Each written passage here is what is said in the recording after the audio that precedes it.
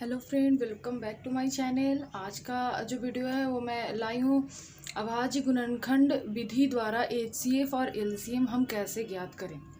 LCM and HCF by prime factorisation.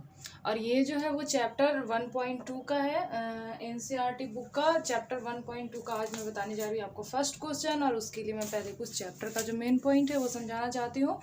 कल मैंने 1.1 बताया था और 1.1 में जितना भी क्वेश्चन वो सारे यूक्लिड एल्गोरिथम लेवा पे ही हैं, वो बनाया जा सकता है। और आज मैं आपको 1.2 बताने जा रही हूँ। सबसे पहले इम्पोर्टेंट टॉपिक जो है उसमें वो हम देखेंगे। ये अभाज्य गुणनखंड विधि जो है जिसके जरिए हम एचसीएफ और एलसीएम निकालते हैं, इसके लिए सबसे पहले हमें जानना होगा कि अभाज्य गुणनखंड विधि हम करते कैसे हैं।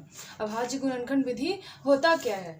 तो अभाज्य गुणनखंड विधि कहने का मतलब है कोई भी एक अंक दिया हुआ है, जैसे मान लीजिए ये 20 ही दिया हुआ है, ठीक है। तो 20 को हम इतनी बार तोड़े ताकि फिर ऐसा अंक आ जाए जिसके बाद वो टूट ही ना सकता है। जैसे मैं करके दिखाती हूँ आपको। तो जैसे इसका अभाज्य गुणनखंड विधि हम करते हैं, यानी प्राइम फैक्टराइजेशन। इसका अगर हम करेंगे तो सबसे पहले ये 2 से लगेगा 10 बार में, फिर इसको करेंगे तो 2 से लगेगा 5 बार में। अब क्या है, अब ये लग सकता है तो 1 से 5 बार में लगेगा, इसके बाद तो लगेगा ही नहीं। ये जो है ये मतलब सबसे छोटा जो अभाज्य संख्या जिसको कहेंगे वो हम अभाज्य गुणनखंड विधि द्वारा निकालते हैं, इसलिए इसे हम बोलते हैं प्राइम फैक्टराइजेशन। अब ये जो 5 मेरा निकल गया ये प्राइम नंबर है, यानी कि अभाज्य संख्या। अब इसको हम और ज़्यादा अंकों में तोड़ नहीं सकते हैं। तो यही जो पूरा प्रोसेस होता है, इसी पूरे प्रोसेस को हम बोलते हैं अभाज्य गुणनखंड विधि।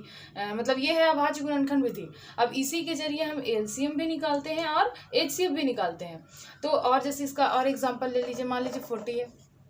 40 का अगर हमको निकालना हो तो 2 से कितनी बार लगेगा, ये 20, फिर 2 से 10, फिर 2 से 5। अब तो 5 आ गया, 5 तो प्राइम नंबर है।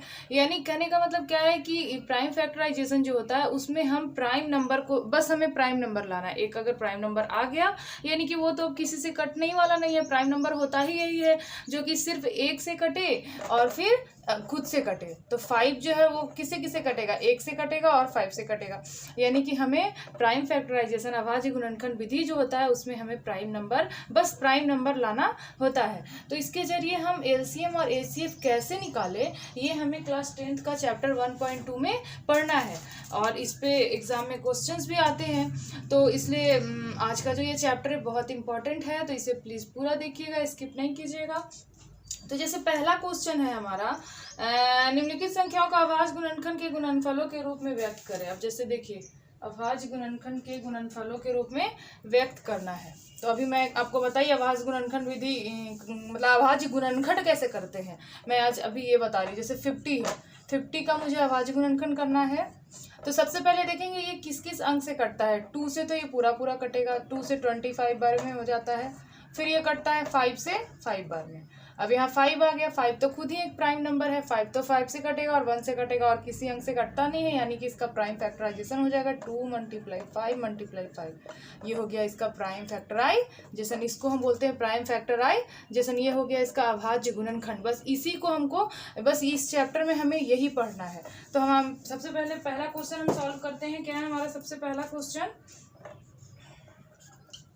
निम्नलिखित संख्याओं को अभाज्य गुणनखंड के गुणनफल के रूप में लिखें। जैसे क्या है 140 है। दूसरा क्वेश्चन मैं 2 सॉल्व करूंगी और आप खुद से कर सकते हैं, बहुत ही इजी है, बहुत हार्ड नहीं है। 140 है, अब इसका अभाज्य गुणनखंड करना है। 2 से लगाएंगे 70 बार में लग जाएगा, फिर 2 से लगाएंगे 35 बार में लगेगा, 5 से लगाएंगे ये 7 बार में लगेगा। अब क्योंकि 7 जो है वो एक प्राइम नंबर है, अब प्राइम नंबर आ गया, हमें यही लाना था, तो इसका अभाज्य गुणनखंड जो हो जाएगा ये हो जाएगा 2 × फिर इसको लिखने के बाद यहाँ से जिससे जिससे कटा उसे लाइन से हम लिख देते हैं। तो 2 × 5 × 7, ये हो गया इसका प्राइम फैक्टराइजेशन। अब 156 का करना है तो 2 से कीजिए तो ये 78 बार में, फिर 2 से कीजिए तो ये हो जाएगा 39 बार में। अभी इसको 3 से कीजिए तो ये हो जाएगा 13 बार में। अब 13 खुद ही जो है वो एक प्राइम फैक्टर है, मतलब प्राइम है, प्राइम नंबर है। 13 जो है वो हमारा प्राइम नंबर है, ये खुद से कटेगा और 1 से कटेगा। 13 जो है 1 से कट सकता है और 13 से कट सकता है, इसके अलावा और किसी अंक से नहीं कटेगा। यानी कि मेरा प्राइम फैक्टराइजेशन जो है वो 156 का हो जाएगा क्या, 2 × 2 × 3 × 13, ये हो गया इसका प्राइम फैक्टराइजेशन, यानी कि अभाज्य गुणनखंड जो है वो इसका ये हो जाएगा। तो फर्स्ट क्वेश्चन है 140 का हमें निकालना है, तो इसका ये हो जाएगा। तो हम ऐसे यहाँ पे लिख देंगे अभाज्य गुणनखंड बराबर इतना, ये हमारा आंसर हो गया। अब ये सेकंड का ये है, तो इसमें भी वही लिखेंगे अभाज्य गुणनखंड बराबर यही हमारा आंसर हो गया। एग्जाम में हमें पूरा पैटर्न लिखना है, मैं आपको समझा रही हूँ भले ही ऐसे, लेकिन आपको क्वेश्चन पूरी तरह से इसे लिख के सॉल्यूशन लिख के उसके बाद लास्ट में आंसर आएगा। तो आंसर में हमें अभाज्य गुणनखंड बराबर इतना लिखना है, तो हमें तो आपको पूरा नंबर मिलेगा। ये हो गया हमारा पहला क्वेश्चन सॉल्व। अब क्वेश्चन नंबर सेकंड में आ जाते हैं, जिसमें हमें HCF और LCM निकालना है। HCF और LCM निकालना है। अभाज्य गुणनखंड विधि से हम HCF और LCM कैसे निकालें, मेरा जो टॉपिक मेन टॉपिक यही है आप लोग को बताने का कि अभाज्य गुणनखंड विधि से हम LCM और HCF कैसे निकालें। जैसे मान लीजिए हमारा क्वेश्चन दिया हुआ 6 और 20 को, एक क्वेश्चन ले लेते हैं, 6 और 20 दिया हुआ, ठीक है। और इसका हमें ये 6 और 20 जो है इसका HCF निकालना है और LCM भी निकालना है। हमें 6 और 20 का HCF भी निकालना है और LCM निकालना है किसके द्वारा, by prime factorisation, prime factorisation, ठीक है। अब पहले क्या करना है, सबसे पहले हम दोनों का अभाज्य गुणनखंड करेंगे, यानी प्राइम फैक्टराइजेशन अभी मैं बताई 2 से करेंगे, तो ये 3 बार में 2 और 3 यही दोनों आ ही रहा है।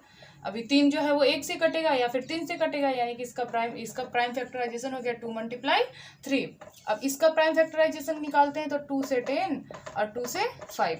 अब 5 भी क्या है, एक प्राइम नंबर है, अब इससे ज़्यादा तो इसका प्राइम फैक्टराइजेशन होगा ही नहीं। अब यानी कि सबसे पहले हम HCF निकालेंगे।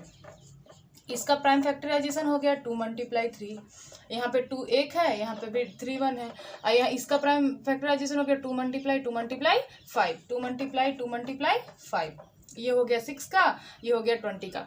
अब हमें क्या करना है, HCF निकालने के लिए हमें देखना होता है कि दोनों जो हम प्राइम फैक्टराइजेशन किए हैं, दोनों फैक्टराइजेशन में मिलता कौन कौन अंक है।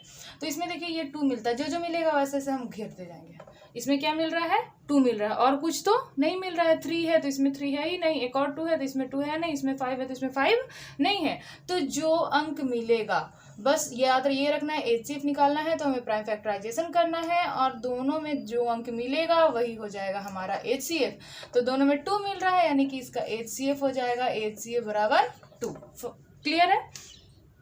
अगर दोनों में जो अंक मिलेगा, हम ये नहीं कि दोनों में जो अंक मिल रहा है दोनों को लिख देंगे, 2 दोनों में मिल रहा है, सिर्फ एक 2 लिखेंगे, यानी कि इसका HCF हो जाएगा 2। अब हमें LCM निकालना है, ये तो हो गया HCF के लिए। अब LCM निकालना है, तो LCM के लिए हम क्या करेंगे, फिर से इसका प्राइम फैक्टराइजेशन जो हम किए उसको लिख लेंगे, 2 × 2 × 5, इसमें मिल रहा है कौन, 2। तो LCM के लिए हमें क्या करना होता है कि जो मिलता है उसको तो हम लिखते ही हैं, जैसे HCM में लिखते थे। इसके अलावा जो बचा हुआ भी अंक रहता है उसे भी हम लिख देते हैं। जो मिलेगा उसे तो हमें लिखना ही है, उसके अलावा जो भी डिजिट बचा हुआ रहता है उसे भी हम लिख देते हैं। तो 2 मिल रहा है तो 2 लिख दिए, और बचा हुआ क्या है 3, और बचा हुआ क्या है 2, और बचा हुआ क्या है 5। तो ये हो गया कितना हो गया, 10 33 दूनी 60, यानी कि इसका LCM जो हो गया, अगर आप ऐसे भी लिख के छोड़ देंगे तो आंसर आ जाएगा, और बाकी इसको आप 60 भी लिख सकते हैं, मतलब मल्टीप्लाई करके भी आप छोड़ सकते हैं, तो हो गया हमारा LCM। तो HCF और LCM जो निकालना होता है वो बहुत ईजी होता है प्राइम फैक्टराइजेशन मेथड से। बस हमें करना क्या है, प्राइम फैक्टराइजेशन कर देना है। HCF के लिए दोनों प्राइम फैक्टराइजेशन में जो कॉमन होगा, दोनों प्राइम फैक्टराइजेशन में जो कॉमन होगा हमें वो लेना है, कॉमन अंक को हमें लेना है। और LCM में जो कॉमन होगा उसको भी लेंगे, और उसके अलावा जो बचा होगा, जो कॉमन नहीं होगा, जो नॉन कॉमन होगा, उसे भी लिख के हम मल्टीप्लाई कर देंगे, तो वो हमारा हो जाएगा LCM। अब चलिए और एक आध क्वेश्चन मैं आपको लेकर के समझाती हूँ।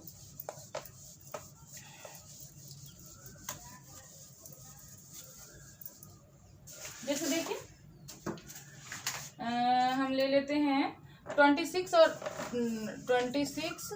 और 91 को, ठीक है।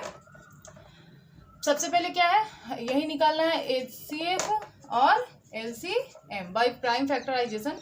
26 को निकालेंगे तो ये क्या 2 से लगेगा 13।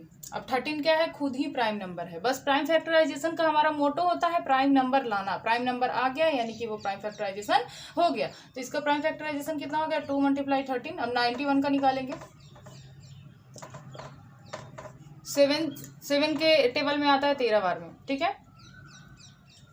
अब इसका क्या हो गया, प्राइम फैक्टराइजेशन हो गया। ये हो गया 26 का, ये हो गया हमारा 91 का। अब हमें क्या करना है, HCF हम सबसे पहले निकालेंगे। HCF निकालने के लिए मैंने बताया कि हम देखेंगे इसमें कॉमन क्या है। कॉमन कौन है, 13, यानी कि 13 कॉमन है। तो हमारा HCF हो जाएगा 13, एकदम बहुत ही इजी है। LCM अगर हम ले लें तो फिर से प्राइम फैक्टराइजेशन जो है उसे लिख लेंगे। जो कॉमन है उसे लिखना है, उसके अलावा जो भी बचा हुआ है, बचा हुआ कौन कौन है, 2 है, और बचा हुआ कौन है, 7। जो बचा हुआ है उसे भी हमें लिख देना है और ये हो जाएगा हमारा LCM, हो गया हमारा आंसर।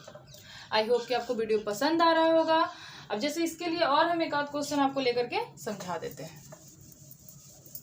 बस कॉन्सेप्ट क्लियर करना है, बाकी मैथ किसी टाइप का पूछे, ये मैथ कभी पीछा छोड़ने वाला नहीं है। 10th लेवल का हो या फिर किसी भी कंपटीशन एग्जाम में ये हमेशा आते ही रहता है। तो जैसे 12 और 15 है, मान लीजिए हम क्वेश्चन ले लेते हैं 12, 15 और 21। इस बार 3 ठो लिए हैं, ठीक है। निकालना है हमें LCM and HCF by using prime factorisation. अब 12 का पहले कर लेंगे, फिर 15 का कर लेंगे। बस प्राइम फैक्टराइजेशन करना ही इसका मेन है। तो ये 2 से 6, 2 से 3, 2 × 2 × 3, 3 से 5। इसका क्या हो गया, 3 × 5। इसका क्या हो गया, 3 से 7। इसका क्या हो गया, 3 × 7, ठीक है। अब क्या हम बताएं, अब सबसे पहले HCF अगर हमें निकालना होगा तो HCF पे हमें क्या करना है, जो कॉमन हो। पहले हम 2 लिए थे तो 2 में देखते थे, अगर 3 लिए हैं तो 3 में देखेंगे कि जो कॉमन है हम उसे HCF के लिए निकाल लेंगे। देखिए कॉमन क्या है, यहाँ 3 है, यहाँ भी 3 है, यहाँ भी 3 है, तीनों में 3 है, बाकी और कुछ भी कॉमन नहीं है। तो HCF हमारा हो जाएगा 3। अब LCM के लिए लिखेंगे तो जो कॉमन है उसे तो लिखेंगे ही, उसके अलावा तीनों में जो जो अंक बचा है सब लिख देंगे। तो इसमें और क्या क्या बचा है, 2 × 2 × इसमें 5 बचा है और इसमें बचा है 7। तो ये हमारा हो जाएगा LCM। आई होप कि आपको वीडियो पसंद आया होगा। तो अगर वीडियो पसंद आए तो प्लीज़ उसे लाइक कीजिएगा, मेरे मेहनत के लिए उसे मेरे चैनल को सब्सक्राइब कर लीजिएगा। और जितना ज़्यादा से ज़्यादा हो सके आप प्रैक्टिस कीजिए घर पर, बहुत ही ईजी है। और मैं आज 1.2 का क्वेश्चन नंबर 2 क्वेश्चन मैंने आज 1.2 का ख़त्म कर दिया है। NCERT बुक है, 1 और 2 क्वेश्चन हमारा खत्म हो गया है। कल 3, 4 बचा हुआ है वो खत्म करूंगी और 1.3 शुरू करूंगी।